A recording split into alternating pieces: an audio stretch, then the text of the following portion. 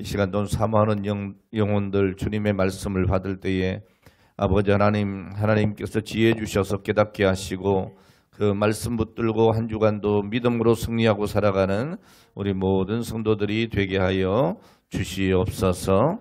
오늘 특별히 또 이렇게 6.25 전쟁 75주년을 생각하면서 지금까지 하나님 도와주신 그 은혜를 기억합니다.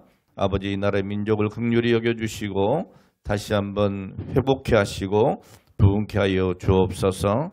주께 의지하오며 예수님의 거룩하신 이름으로 기도하옵나이다. 아멘. 할렐루야. 오늘은 6.25 75주년 기념주일이기도 합니다. 아마 여기서 연세가 75세 이상 되신 분들은 6.25 전쟁을 겪으셨을 테고 또 그 비참함을 아마 다 느끼고 경험하셨을 겁니다. 그리고 그 이후의 세대들 또한 간접적으로 오늘 이 전쟁이 얼마나 비참하고 정말 끔찍한 전쟁이었는가 하는 것을 우리는 잘 알고 있습니다. 그러나 그 전쟁의 피해 가운데서도 우리 하나님께서 기도하는 우리 한국교회 성도들의 기도를 들어주시고 지금까지 부흥케 하시고 그 모든 그 폐허가 된 이 나라 인민족을 재건케 해주시고 이렇게 세계 10위권에 드는 경제 부흥을 일으켜 주시고 또 세계 5위 안에 드는 군사 대국으로 우리 하나님께서 축복해 주셨음을 믿습니다. 그런데 안타까운 것은 우리가 이러한 하나님의 은혜를 점점 잃어버리고 그렇게 냉랭한 심정으로 살아가고 있다고 하는 것입니다. 오늘 여러분 정말 우리는 하나님 앞에 새로워져야 될 줄 믿습니다. 다시 한번 부흥의 역사가 있어야 되고 회복의 역사가 있어야 될 줄로 믿습니다. 우리가 신앙생활 하는데 어느 순간부터 가슴이 냉랭해지고 신락 같은 고난만 있어도 인생이 힘들고 내가 왜 이런 고난을 겪어야 하는가 싶고 엄청난 하나님의 은혜가 임하는데 정작 하나님은 보이지 않고 그저 내가 잘나서 내가 똑똑해서 내가 열심히 해서 이런 일이 일어난 줄 알고 그 속에 숨겨진 하나님의 놀라우신 계획이나 더 놀라운 하나님의 큰 그런 축복의 음성을 듣지 못할 때가 얼마나 많은지 모릅니다. 정말 뜨겁게 예배를 드리고 정말 예배당 문만 들어서도 눈물이 흘러내리던 오늘 그 은혜로운 심령들이 메말라버리고 그 눈에 눈물이 말라버리고 복음의 전도의 열정도 잃어버린 지 오래되지는 않았는지 오늘 우리가 정말 다시 한번 우리 자신을 살피지 않으면 안 될 오늘 그런 시대를 살고 있다라고 봅니다.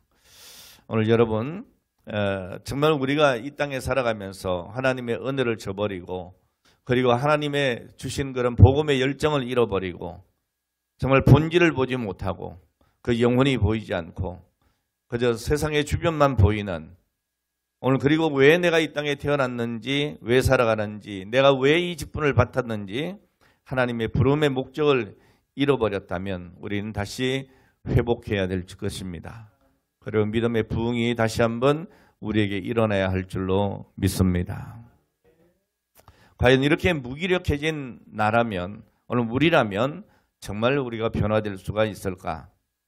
어떻게 해야 내가 가는 곳에 죽은 자가 살아나고 안 되는 일이 되어지고 기적이 일어나는 오늘 그런 기적을 행하는 능력자로 다시금 회복될 수 있을까? 오늘 우리는 오늘 본문의 말씀을 통해서 그 은혜의 능력을 다시 한번 공급받기를 원합니다. 오늘 말씀을 통하여 깨달아지는 은혜가 있기를 축복합니다. 남유다가 바벨론의 침공을 받아서 멸망한 것은 주전 586년입니다. 자, 그러나 제15대 요시야 왕을 끝으로 여호아스 왕이 된 지가 3개월 만에 애굽으로 끌려가서 죽임을 당하는 오늘 그런 어처구니 없는 일이 벌어집니다. 그리고 여호야김이 왕위에 오르게 되지만 바벨론의 침략으로 순한 날들이 계속 이어집니다. 그리고 그도 결국 11년을 버티던 중에 죽임을 당하게 죽게 됩니다. 대를 이어서 18세의 왕위를 이어받은 여호야긴 왕은 즉위 3개월 만에 바벨론의 느부갓네살 왕에게 끌려가게 됩니다. 그리고 바벨론은 그의 숙부인 마따디아를 대신해서 왕위에 세우고 그 이름을 시드기야라고 고쳐 불렀습니다. 그때 그의 나이가 21살이었고요.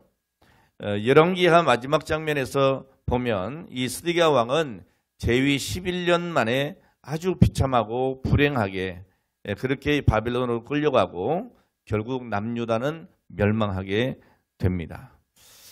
성경은 이런 일들이 유다왕 14대 므낫세의 55년 통치의 악일 불러온 하나님의 심판이라고 말씀을 하고 있습니다. 여호와의 공의라고 하는 이름으로 계명된 시드기야의 이름이 뜻하듯이 이 공의의 하나님은 포로 생활의 풀무불 속에서 이 언약 백성들을 연단하고 또 연단하신 것이죠.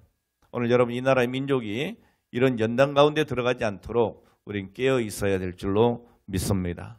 하나님을 멀리하지 않아야 될 줄 압니다. 정말 하나님을 기억하고 오직 하나님만 섬기겠다고 하는 여호수아의 고백이 오늘 우리의 고백이 되어야 될 줄로 믿습니다. 자, 이렇게 예루살렘은 불바다가 되고 수많은 백성들이 바벨론으로 끌려가야만 하는 이런 하나님의 심판이 그들에게 있었습니다. 그리고 긴긴 포로 생활을 뒤로 하고 하나님의 절대적인 오늘 그런 섭리와 개입으로 그 선조들의 땅 유다와 예루살렘으로 다시 돌아가서 살게 된다고 하는 것은 정말 꿈 같은 일이 아닐 수가 없었습니다. 자, 그런데 그런 일들이 하나님의 약속대로 이루어지게 됩니다. 자, 이것을 우리는 포로 귀환이라고 말을 하는데 이 포로 귀환은 3차에 걸쳐서 이어집니다. 그 첫 번째 포로 귀환이 주전 537년 스룹바벨을 앞장세운 1차 포로 귀환입니다. 이 스룹바벨이 앞장서서 무너진 솔로몬 성전 터에 제2성전을 건축하는 꿈을 이루게 됩니다. 그리고 다시 80년 세월이 흐른 후에 그러니까 주전 458년이죠. 이 에스라를 중심으로 제2차 귀환이 이루어지고 이 에스라는 말씀 부흥 운동에 힘쓰게 되어집니다. 자, 그리고 14년 뒤에 주전 445년에 느헤미야를 중심으로 한 제3차 귀환의 길이 열리게 됩니다. 자, 우리가 이 포로 귀환의 여러 가지 사건들, 그 일들을 생각할 때에 2차 때에 이 느헤미야가 예루살렘 성벽을 재건하였지만은 이 성벽만 재건한다고 해서 이스라엘 민족이 재건된 것은 아니었다고 하는 것이죠. 자, 그러면 이스라엘 백성들이 어떻게 다시 부흥과 재건의 역사를 경험하게 되었는가? 그것은 오늘 본문의 말씀에서 보는 바와 같이 이 부흥과 재건의 역사는 먼저 앞서 기도의 역사가 있었기 때문입니다. 여러분, 기도할 때에 우리는 부흥하고 다시 회복될 줄로 믿습니다. 태어나서 한 번도 가본 적이 없는 선조의 땅 유다와 예루살렘 그 성의 폐허 소식을 느헤미야가 듣지 않습니까? 오늘 그리고 그곳에서 환난과 능욕을 당하고 생명을 부지하고 살아가는 그 동족들의 소식을 들을 때에 오늘 이 느헤미야는 며칠 동안 그저 주저앉아 울며 슬퍼했다고 성경은 기록을 하고 있습니다. 몇 날 동안 잠도 제대로 자지 못했습니다. 자, 하나님은 그런 느헤미야의 눈물을 보시고 그의 울음을 들으셨습니다. 느헤미야서 1장 5절 이하의 말씀에 보면 이 느헤미야의 기도의 내용을 볼 수가 있습니다. 그는 이렇게 기도합니다. 하늘에 계신 하나님, 크고 두려우신 하나님, 주의 사랑받는 백성에게 언약을 지키시는 하나님, 주의 명령을 지키시는 자에게 약속을 지켜주시는 하나님, 자비를 베풀어 주시는 하나님, 밤낮 부르짖는 기도를 들으시는 하나님, 죄의 고백을 들으시고 용서해 주시는 하나님이라고 기도하고 있습니다. 자, 그리고 느헤미야의 기도는 이어서 회개의 기도로 이어집니다. 하나님, 우리는 주 앞에서 악을 행했습니다. 주의 명령에 불순종했습니다. 모세를 통해 주신 하나님의 규례를 지키지 못했습니다. 범죄하며 세계 각처에 흩어버리시겠다고 하는 오늘 그런 하나님의 말씀에 대해서 우리가 경홀히 여겼습니다. 하나님의 명령에 순종하면 포로로 잡혀간 땅에서라도 다시 택한 곳 예루살렘으로 불러 모으시라고 약속하신 오늘 그 약속을 잊어버렸습니다. 자, 그러면서 오늘 그런 기도합니다. 주여, 우리 선조에게 하신 약속을 기억해 주시옵소서. 주의 크신 능력과 그 힘으로 구원하신 백성들을 기억해 주시기를 원합니다. 주여, 이 종의 기도를 들어 주시옵소서. 주여, 주의 이름을 높이고자 하는 종들의 기도를 들어 주시옵소서. 주여, 주의 종된 저희들을 도와 주시옵소서. 주여, 아닥사스다 왕의 마음에 은혜를 베풀어 주셔서 그 은혜를 저희들이 입게 하여 주시옵소서. 간절히 기도하게 되는 거죠. 오늘 여러분, 우리에게도 정말 이 나라의 민족, 우리의 동족을 위해서 기도해야 될 줄로 믿습니다. 정말 제가 젊었을 때만 해도, 지금도 젊잖아요. 근데 더 젊었을 때 그때만 해도 정말 나라를 위해서 기도 많이 했고, 정말 북한을 위해서도 기도 많이 했어요. 그리고 우리가 참 학교 다니면서도 우리의 소원은 통일, 꿈에도 소원은 통일 하면서 정말 통일에 대해서 얼마나 간절함이 있었는지 몰라요. 근데 요즘에는 그렇진 않은 것 같아요. 오늘 정말 여러분, 우리가 이 나라의 민족을 위해서 기도해야 될 줄 압니다. 비록 분단되어서 나누어져 있지만은 저 북쪽에 있는 오늘 저 백성들도 우리와 같은 민족이에요. 한 민족이라고요. 오늘 그들을 위해서 우리가 기도해야 될 것이고, 저들이 말하는 적화 통일이 아니고 복음 통일이 이루어져야 됩니다. 평화 통일이 이루어져야 돼요. 오늘 여러분, 이것을 위해서 우리 또한 기도해야 됩니다.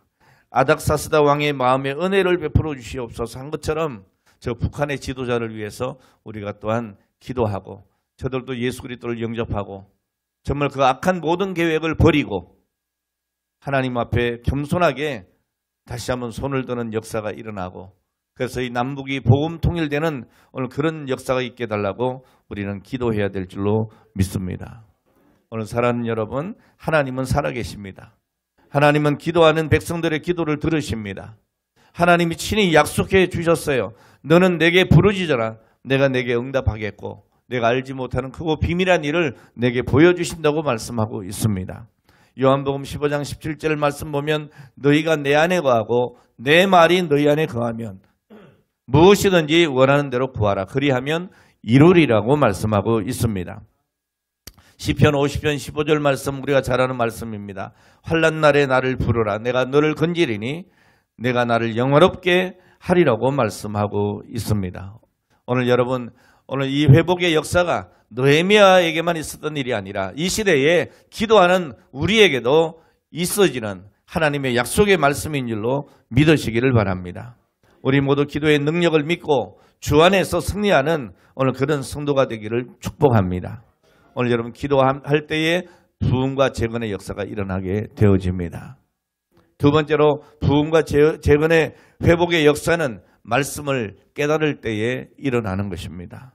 오늘 말씀에서 모든 백성들이 학사 에스라에게 무엇을 요청하고 있습니까? 오늘 1절 말씀 다 같이 보겠습니다. 1절입니다. 시작. 이스라엘 자손이 자기들의 성읍에 거주하였더니 7째 달에 이르러 모든 백성이 일제히 수문 앞 광장에 모여 학사 에스라에게 여호와께서 이스라엘에게 명령하신 모세의 율법책을 가져오기를 청하매. 아멘. 하나님의 백성 이스라엘은 사울과 다윗 그리고 솔로몬 왕으로 이어지는 통일 왕국 시대를 지나서 불행하게도 북이스라엘과 남유다로 갈라집니다. 그리고 북이스라엘은 아수르에게 멸망돼서 흩어지고 후에 남유다는 바벨론의 포로로 잡혀가게 됩니다. 자, 포로로 잡혀갔던 그들이 1차로 돌아와서 스룹바벨을 중심으로 무너진 예루살렘 성전을 70년 만에 재건을 하게 되고, 2차로 돌아온 에스라는 하나님의 말씀을 깊이 연구하고 가르치며 지키기로 결심을 합니다. 자, 그래서 오늘 말씀에 보면 그런 내용들이 쭉 기록이 되어 있는데요. 자, 그런데 이 에스라의 노력이 꼽히는 데는 시간이 많이 걸렸습니다. 제3차로 돌아온 느헤미야가 성벽을 재건한 후에나 바로 이 말씀의 열매가 맺힐 수가 있었기 때문이죠. 자, 오늘 본문 말씀은 느헤미야가 성벽을 재건한 후에 있었던 일입니다. 모든 백성이 예루살렘 수문 앞 광장에 모입니다. 자, 이 수문은 기온샘에서 가깝습니다. 그래서 물을 길어오는데 사용하는 데 붙여진 이름이 바로 이 수문입니다. 이 수문 앞에는 넓은 광장이 있어서 집회하기가 적합했죠. 자, 그들은 이 수문 앞 광장에 모여서 에스라에게 하나님께서 이스라엘에게 명하신 모세의 율법책을 가지고 오라고 청하게 됩니다. 성전이 재건되고 성벽이 재건된 예루살렘에서 오늘 그들에게 가장 갈급한 것은 하나님의 말씀이었습니다. 오늘 여러분, 이 시대에 하나님의 말씀이 점점 사라지고 있습니다. 오늘 우리의 심령 속에 말씀의 갈증이 없습니다. 오늘 여러분, 오늘 우리에게도 이 말씀의 갈급함이 가장 시급한 줄로 믿습니다. 오늘 이 이스라엘 백성들은 그 성벽을 재건하고 하는 그 과정 속에 정말 사람의 힘으로 안 된다는 것을 절감하게 됩니다. 오늘 우리는 본문에 있는 말씀에서 오늘 그들이 얼마나 하나님 말씀을 듣기를 바라고 소망했는지를 알 수가 있습니다. 먼저 말씀해 보면 모든 백성이 일제히 수문 앞 광장에 모였다 그랬습니다.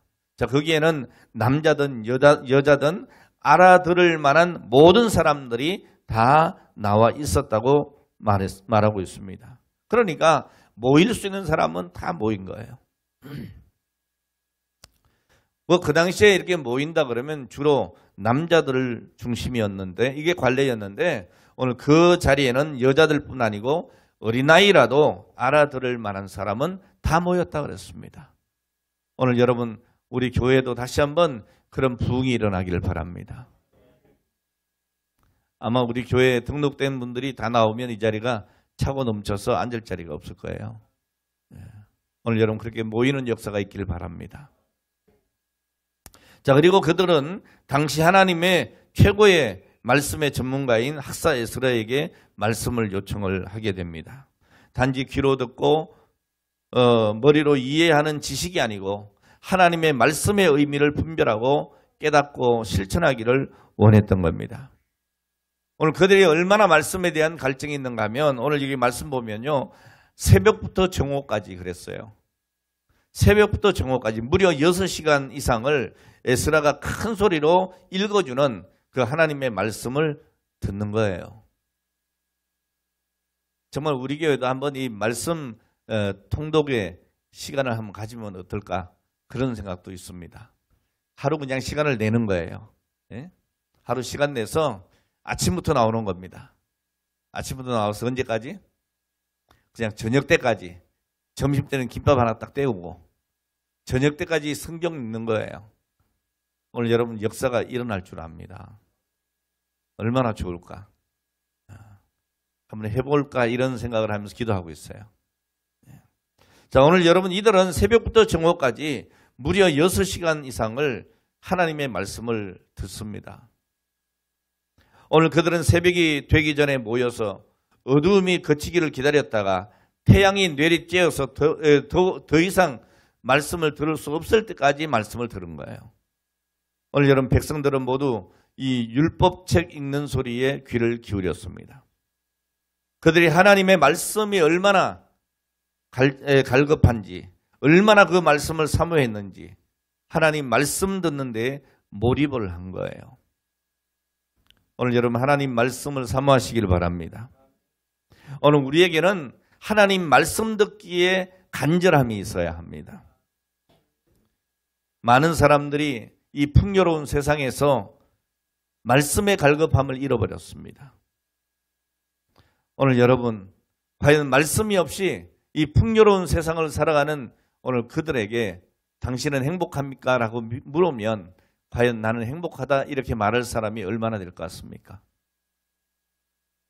예전에요, 정말 힘들고 어려운 시절에 정말 낮에는 그 모진 노동을 하고 오늘 그리고 저녁에 부흥 집회를 하거나 기도회로 모이면 이분들이 그 낮의 피곤함을 잃어버리고 말씀 듣고 기도하던 시절이 있었어요. 그때 그들에게 당신은 행복합니까? 라고 물으면 행복하다 했습니다. 말씀 듣는 것이 행복하고 기도하는 것이 행복하다 했어요.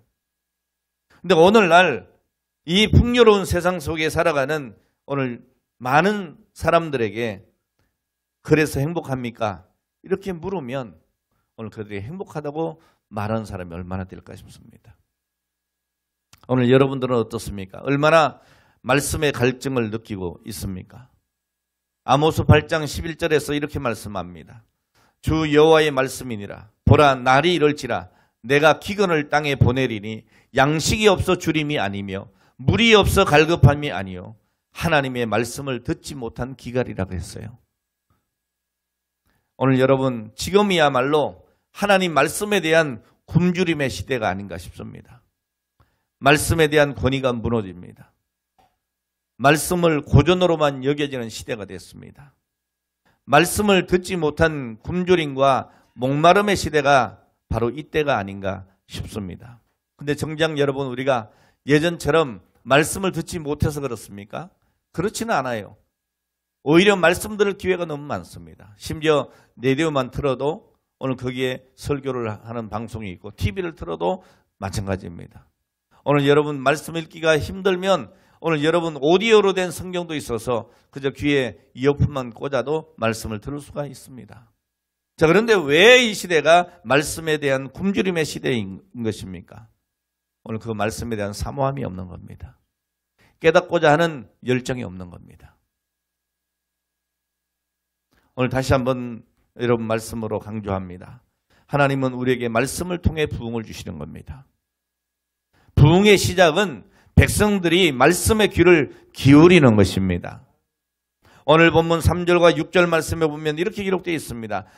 수문 앞 광장에서 새벽부터 정오까지 남자나 여자나 알아들을 만한 모든 사람 앞에서 읽음에 뭇백성이 그 율법책에 귀를 기울였고 그랬습니다. 그리고 6절에 뭐라고 합니까? 에스라가 위대하신 하나님 여호와를 송축하며 모든 백성이 손을 들고 아멘 아멘 하고 응답하고 몸을 굽혀 얼굴을 땅에 대고 여호와께 경배했다 그랬어요. 오늘 여러분 하나님 말씀 들려질 때 이런 놀라운 반응이 있게 되기를 축복합니다. 에스라가 이렇게 나무로 된 높은 단 위에서 서 있었기 때문에 백성들은 모두가 그가 책을 펴는 것을 볼 수가 있었어요. 예전에는 이 보통 교회들 강단이 이만큼 높았죠. 자기 키보다 높았습니다. 제가 다니던 그 교회도 제 키보다도 지금의 제 키보다도 아마 한 2배는 높았던 것 같아요. 강단이 높았습니다. 자, 어쨌든 여러분 이 에스라가 그런 높은 단위에 서 있었기 때문에 백성들은 모두가 그가 책을 펴는 것을 볼 수가 있었습니다. 5절 말씀에 보면 에스라가 책을 펴면 백성들은 모두 일어섰다 그랬어요. 오늘 여러분 이것이 얼마나 하나님 말씀 듣기에 사모했는지 오늘 그것을 보여주는 동시에 하나님 말씀 앞에서 오늘 이스라엘 백성들이 어떻게 행동했는지 알려주는 그런 말씀입니다. 여기 5절에서 일어선다, 이 아마드라고 하는 이 말은 일어서는 몸동작을 넘어서서 복종과 경외, 섬김의 자세를 보여준다라는 것입니다. 오늘 여러분 우리가 이렇게 어떤 공간에 방이나 또 이렇게 공간에 있을 때에 좀 이렇게 높은 사람이 오면 자기보다 윗사람이 오면 어떻게 합니까? 그냥 앉아 있나요? 일어서잖아요. 일어서서 인사를 하지 않습니까? 안 그래 보신 것 같이 그렇게 쳐다보십니까? 자, 그런 것입니다.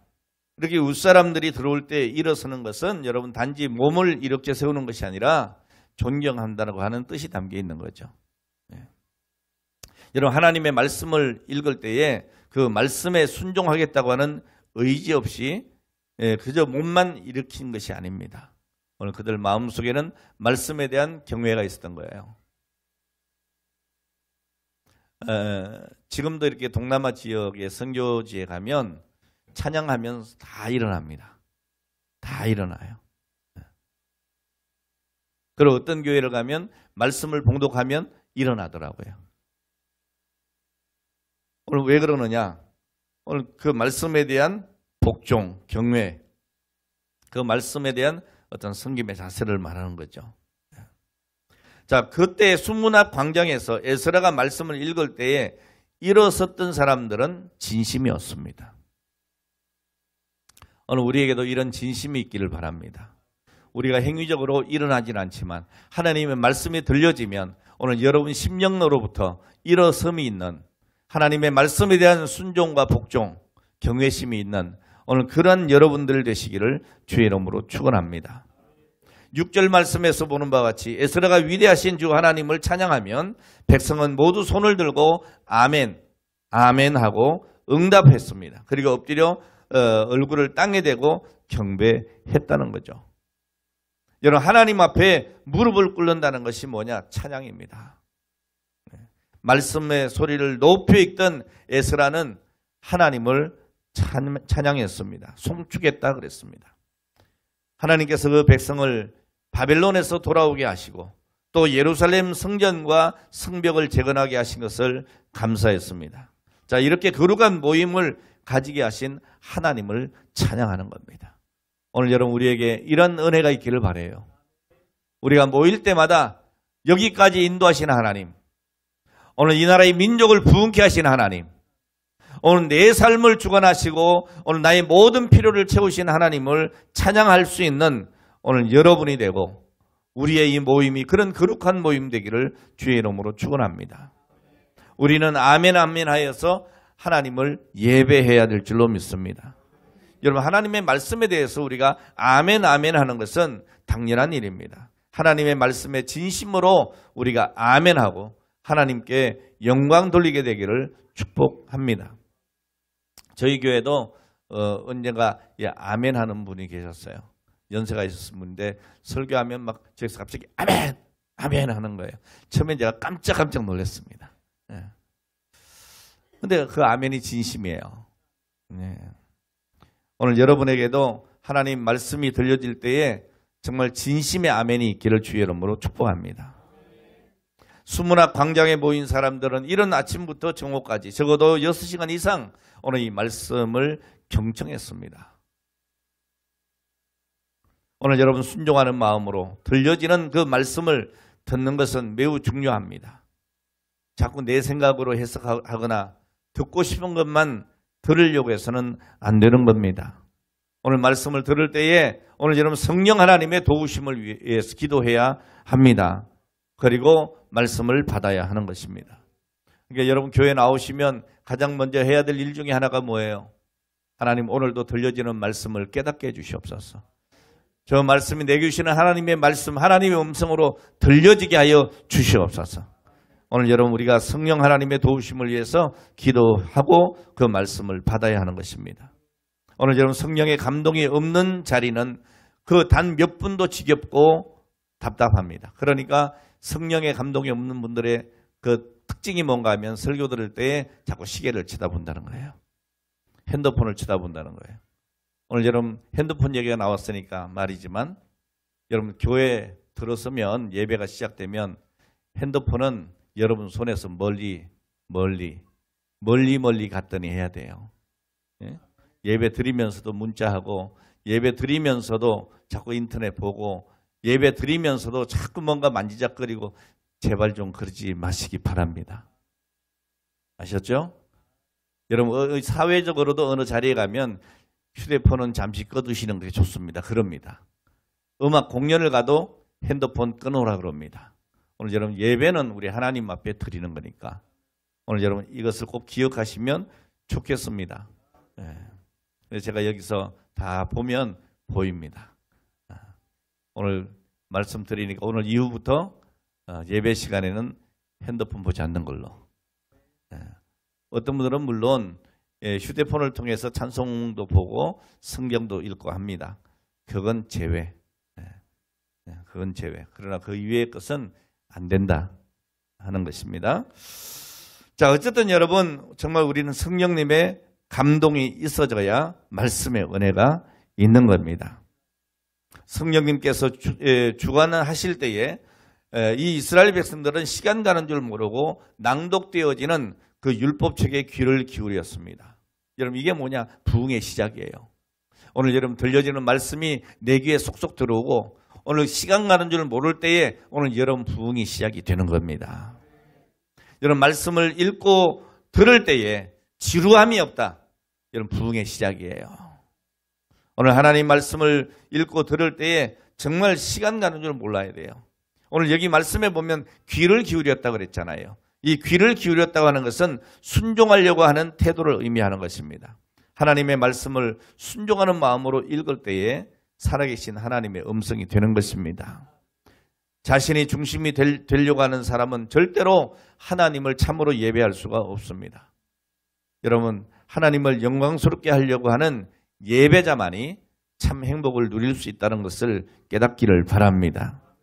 하나님의 말씀을 삼아야 하나님께 영광 돌리는 예배자만이 바로 하늘의 기쁨을 누릴 수 있고 참된 행복자가 될 수 있습니다.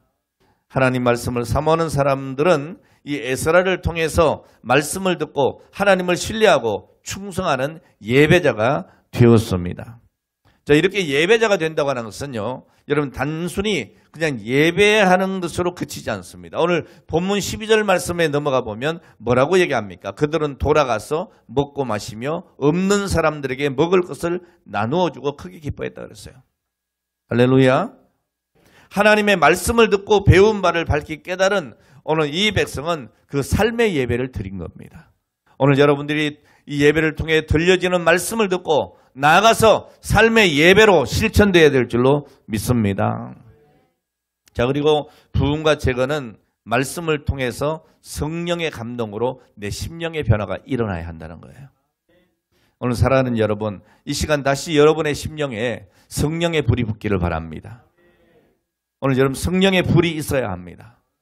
여러분 아무리 많이 받아도, 내가 10달란트를 받아도 불이 꺼지면 아무것도 아닙니다. 여러분 종이 한 장도 태우지 못하는 거예요. 그러나 1달란트, 아니 그 반을 받았다 할지라도 성령의 불이 있으면 가는 곳곳마다 하나님의 능력, 하나님의 사역이 나를 따라다니고 모든 악한 것들을 불사질러 수가 있는 거예요. 예. 오늘 여러분 하나님의 능력이 함께 하시길 바랍니다.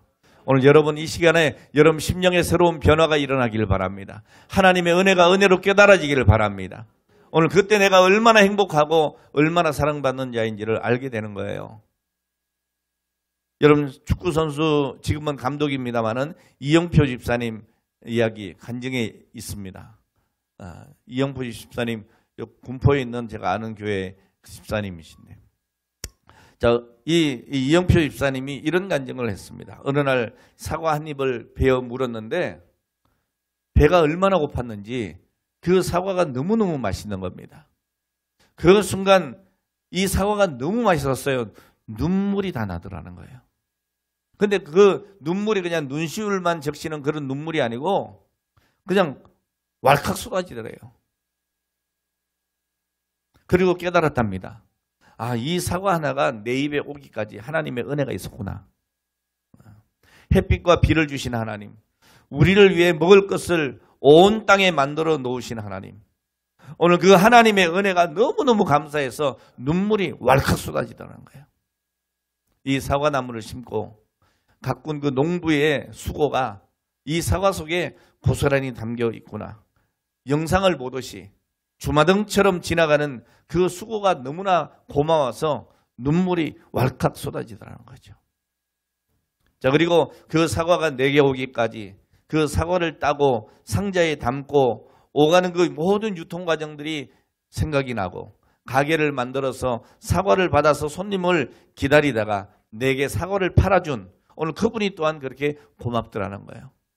그래서 또 눈물이 나더라는 거예요. 자, 그리고 보니까 이제는 자기 자신이 사과더랍니다. 여기까지 자기가 있기까지 나에게 햇빛을 주시고 비를 주시고 축구할 수 있는 은혜를 주시고 건강 주시고 가는 곳곳마다 길을 열어주시고 사람을 만나게 해주시고 팀을 만나게 해주시고, 야, 이게 전부 하나님이 나를 사랑하신 거구나. 내가 잘나서 그렇게 된 것이 아니구나. 이게 깨달아지더라는 거예요. 그러니까 눈물이 또 왈칵 쏟아져요. 내 어머니, 내 아버지가 나를 기르기 위해서, 운동선수 만들기 위해서 얼마나 노심초사 뒷바라지를 하셨는가. 우리 아버지가 나를 얼마나 사랑하셨나. 우리 아버지 어머니가 고마워서 눈물이 또 왈칵 쏟아지는 거예요. 그뿐이에요. 여러분 코치 선생님들, 감독님들, 자기를 발탁했던 그런 선생님들, 또 자기를 반갑게 맞이해줬던 팀들, 기쁨으로 자기를 키워주신 사람들 생각이 나는 겁니다. 그러면서 눈물이 왈칵 쏟아지는데 이 모든 것이 다 하나님의 은혜였다는 거예요. 자, 그래서 하나님 앞에 감사를 올려드리는 거예요. 지나온 모든 세월들 돌아보아도 그 어느 것 하나 주의 손길 안 미친 것 전혀 없네. 오 신실하신 주, 저절로 찬송이 나는 거예요. 오늘 여러분 하나님의 은혜가 깨달으시길 바라요. 요즘 기업들이 리노베이션이라고 하는 말을 자주 씁니다. 이 리노베이션이라고 하는 것은 갱신, 부흥, 새로움 이런 뜻을 가진 레티너, 레노바레에서 나온 말이에요. 이 부흥하려면 새로워져야 됩니다. 오늘 여러분 정말 여러분의 심령이 부흥되기를 원하면 새로워져야 됩니다. 이 나라의 민족이 부흥하기를 원하면 새로워져야 됩니다. 단순히 겉모습 몇 개 바꾸는 오늘 그런 정도가 아니고 정말 혁신적으로 바뀌어야 합니다. 여러분 기업에서 좋은 상품을 내놓잖아요. 그런데 그 좋은 상품을 내놓더라도 소비자들의 마음을, 그 생각을 읽는 데 실패하면 그 기업은 절대 부흥하지 못합니다. 오히려 좋은 상품을 만들어 놓고도 망하는 경우가 많아요. 자, 그렇기 때문에 기업을 하는 사람들은 이 소비자의 심리를 면밀하게 분석을 하고 그들이 원하는 상품을 잘 내놔야 성공하는 기업이 돼요. 자, 그렇다면 여러분 우리 교회는, 우리 성도들은 누구의 마음을 잘 읽어야 하느냐? 누구의 마음을 읽으면 될까요? 하나님. 네, 정답이죠. 자, 그런데 여러분 요즘 이런 생각을 가지는 분들이 꽤 많아요. 이제는 교회도 기업의 마인드를 가져야 한다. 그래서 목사는 기업의 CEO, 최고 경영자 같은 마인드를 가져야 하고 무엇보다 교인들의 마음을 잘 읽어야 한다는 겁니다. 요즘 교인들도 일종의 소비자로 보고 오늘 그들의 욕구에 맞게 교회를 만들어 가야 교회가 부흥한다. 뭐 이런 이론들이에요. 뭐 얼핏 듣기에는 그럴듯한 것 같습니다. 하지만 여기에는 여러분 정말 치명적인 오류가 있는 거예요. 뭐냐 여러분? 교회는 기업이 아니에요. 교회는 기업이 아닙니다. 요즘엔요, 저도 이게 사업자 등록을 해요. 우리 교회도 사업자 등록증이 나와요. 그럼 제가 기업가입니까? 아니잖아요. 그래도. 여러분, 교회는 기업이 아니에요. 물론 기업에서 좋은 면들을 배워올 수는 있겠지만은 결정적으로 교회는 기업과 다른 것입니다. 오늘 여러분 기업은 어떤 마인드를 가져야 된다 그랬어요? 소비자 중심의 마인드를 가져야 된다. 그리고 소비자의 마음을 읽어야 된다 그랬어요. 그런데 교회는 아니에요. 교회는 교인들의 마음을 읽는 게 아니에요. 교회는 하나님의 마음을 읽어야 합니다. 하나님의 뜻이 무엇인지, 하나님이 우리 교회가 어떤 교회 되기를 원하시는지, 어떻게 하면 우리 교회가 하나님이 기뻐하는 교회가 될 수 있는지 그걸 생각해야 되는 거예요. 믿습니까? 오늘 여러분 교인은 소비자가 아니에요. 교인의 눈치 보고 교인의 욕구에 맞춰서 오늘 그렇게 운영하는 그런 교회는 결국에 어떻게 됩니까? 하나님의 뜻을 소홀하게 여기게 되는 겁니다. 여러분 하나님보다는 사람의 눈치를 보고 하나님 뜻보다는 교인들의 뜻이 더 중요하게 여겨지면 그건 여러분 이미 교회가 아니죠. 오늘 그런 교회가 당장은 요란하게 잘되고 부흥하는 것처럼 보일지 모르지만 반드시 그런 교회는 한계가 드러납니다. 자, 오늘 그러므로 시대에 좀 뒤떨어진 것 같이 보일지 몰라도 남들은 다 시대에 맞게 잘 달려가는데 우린 좀 구닥다리처럼 뒤처진 것으로 보일지 몰라도 우리는 사람이 아니라 하나님의 뜻을 따라야 합니다. 우리 교회는 하나님 중심 마인드로 하나님의 뜻을 절대 순종하는 마인드로 가야 합니다. 그래야 교회가 교회답습니다. 오늘 여러분 우리 교회는 여러 교회처럼 그렇게 시스템이 안 좋다고 프로그램이 없다고 오늘 그렇게 생각하십니까? 요즘에는 젊은 이 부부들이 아기를 낳으면 이 육아 시스템이 잘 돼 있는 교회를 가고 싶대요. 여러분 교회를 그런 식으로 찾습니까? 아니잖아요. 하나님의 말씀이 중심되는 교회를 찾아야 되는 거예요. 근데 자꾸 인간적인 조건의 교회를 찾아요. 저 교회는 시설이 좋아. 저 교회는 프로그램이 괜찮아. 아닙니다, 여러분. 오늘 여러분 우리 교회는 하나님 중심으로 하나님의 뜻을 절대 순종하는 마인드로 가야 될 줄로 믿습니다. 그래야 여러분 교회가 건강해지는 겁니다. 하나님의 마음, 하나님의 뜻에 집중해야 교회가 진정으로 부흥하고 재건되어도 재건될 수가 있는 것입니다. 어떤 위기가 와도 극복할 수가 있는 겁니다. 오늘 여러분 정말 우리나라가 먹고 살기 힘든 그때에도 오늘 정말 우리 이 나라의 초대교회 성도들은 말씀으로 무장돼 있었어요. 그러니까 어떤 시련이 와도 흔들리지 않았어요. 근데 요즘 어떻습니까? 뭐 교회에 조금만 문제가 있다 그러면 다들 어디로 간지 없잖아요. 오늘 여러분 하나님의 뜻에 집중해야 교회가 교회답습니다. 오늘 그런 성도가 많아져야 어떤 위기가 있어도 극복할 수가 있고 오늘 이 시대와 이 나라를 이끌어 나갈 수 있는 교회가 될 수 있는 줄 믿습니다. 저희 교회는 그렇게 대형 교회 엄청난 그런 재력을 가진 교회가 아니더라도 우리는 할 수 있는 것은 다 합니다. 아니 큰 교회가 하지 못하는 것도 우리는 합니다. 왜 그렇습니까, 여러분? 말씀이 그러하다면 우리는 아멘 할 수 있기 때문이에요. 오늘 말씀을 정리하겠습니다.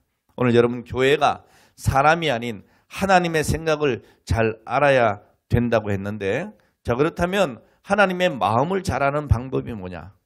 이런 딱 한 가지 방법뿐입니다. 성경입니다. 하나님 말씀입니다. 살아계신 하나님의 말씀인 성경을 통해서 우리가 하나님의 생각과 뜻을 알 수가 있습니다. 이것이 본질이고 이것이 교회가 사는 길인 거예요. 느헤미야의 개혁이 무너진 이스라엘 백성들 그 민족을 재건하고 다시 일으키는 일이 성벽 재건만으로 되는 일은 아니었던 겁니다. 말씀으로 그들의 심령이 변화될 때 가능했습니다. 오늘 이와 같이 우리 교회도 성경을 통해서 하나님의 뜻을 잘 알고 하나님의 뜻대로 살고 그렇게 하나님 말씀대로 운영되어지는 오늘 그런 교회가 되어야 될 줄로 믿습니다.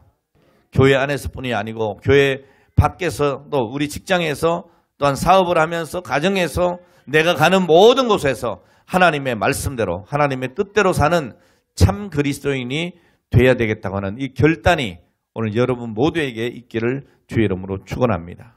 그래야 여러분 리노베이션이 되는 겁니다. 그래야 정말 진정한 부흥이 일어나고 회복이 일어나는 것입니다. 오늘 본문 말씀 보면 느헤미야가 예루살렘 성벽을 재건한 후에 곧바로 느헤미야 8장에 이르러서 에스라의 종교개혁이 일어나는 겁니다. 하나님의 말씀으로 이스라엘 민족을 재건하는 것입니다. 예루살렘 성벽 재건 공사는 총독 느헤미야가 맡았다면 이제 그 그릇을 하나님의 말씀으로 채우는 일은 바로 학사 에스라가 맡았던 것입니다. 오늘 여러분 말씀으로 교회를 세우면 어떤 일이 일어납니까? 오늘 백성들이 말씀의 감독을 받아서 늘 말씀대로 살게 됩니다. 오늘 여러분들이 오늘 들려지는 말씀대로 살아갈 수 있는 믿음의 사람들이 되기를 바랍니다. 오늘 이 이스라엘 백성들은 지금까지 바쁘다고 힘들다고 무시하고 안 지켰던 초막절을 지키게 됩니다. 그리고 13장에 보면 겉으로는 안식일을 따졌지만 실제로는 할 일 다 하고 돈 벌 걸 보면서 안식일을 범하는 오늘 이런 삶을 살았던 그들입니다. 그런데 이제는 안식일도 제대로 거룩하게 지키게 되었습니다. 자, 그러니까 진정한 변화가 일어나게 됩니다. 이스라엘 민족이 정말 변화되고 리노베이션이 일어나고 재건되고 부흥되는 역사가 일어납니다. 뭡니까 여러분? 순전히 말씀의 능력이었습니다.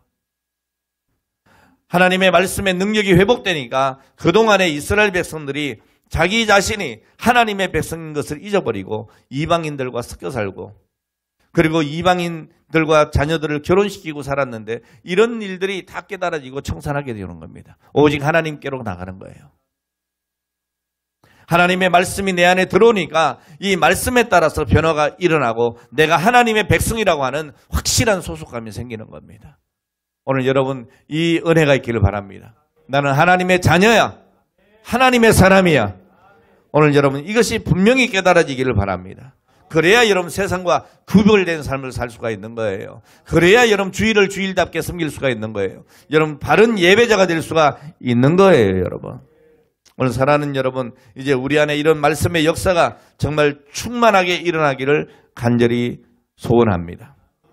말씀을 통한 놀라운 부흥과 재건의 역사가 우리 교회뿐 아니고 오늘 여러분 가정에 일어나기를 바라고 오늘 여러분 사업장과 직장에 일어나기를 바라고 그리고 이 나라의 민족 위에 일어나기를 축복합니다. 여러분 부흥과 재건의 역사 하나님의 말씀 안에 있습니다. 기도하겠습니다. 하나님 아버지 지금까지 우리를 도우시고 인도하심을 감사드립니다. 에스라가 나무강단에 올라 하나님의 말씀을 낭독할 때에 백성들은 진지하게 그 말씀을 경청하고 들려지는 말씀을 깨닫게 되었습니다. 하나님의 말씀을 들음으로 은혜 충만하게 체험하고 유다 백성들이 또한 그 말씀 듣고 함께 기뻐하며 말씀대로 순종했던 것처럼 우리도 그렇게 변화되기를 원합니다. 말씀으로 회복시키는 하나님을 기뻐하는 성도들이 다 되게 하여 주옵소서. 그 은혜를 은혜로 깨닫게 하여 주시옵소서. 유다 백성이 보여준 말씀의 감동과 넘치는 기쁨과 아름다운 나눔의 모든 모습이 우리 교회의 모습이 되게 하여 주시옵시고 성도들의 가정과 삶의 현장에서 오늘 이 모든 일들이 재현되게 해 주시옵소서. 지금까지 인도하신 우리 하나님의 은혜에 감격합니다. 감사합니다. 이 시간 우리의 믿음을 담아 귀한 예물을 구별하여 드리오니 흠양하여 주시옵소서. 약속된 10의 1조를 드립니다. 하나님 은혜에 감격하여 하나님 앞에 이 모양 저 모양의 아름다운 헌신의 예물을 드립니다. 하나님 말씀에 순종하여 내 이웃을 사랑하라 하셨사오니 구제와 전도와 선교의 예물을 드립니다. 하나님이 모든 것을 받아주시고 오늘 드리는 손길마다 저들의 모든 삶의 터전마다 복을 부어 주시옵소서. 하늘의 신령한 복으로 채워주시고 땅에 기름진 것으로 만족해 주시고 저들의 손으로 수고하는 것마다 아버지 먹을 수 있는 복을 허락하여 주시옵소서. 오늘 이 시간도 은혜 주심을 감사하고 예수님의 거룩하신 이름으로 축복하며 기도하옵나이다. 아멘.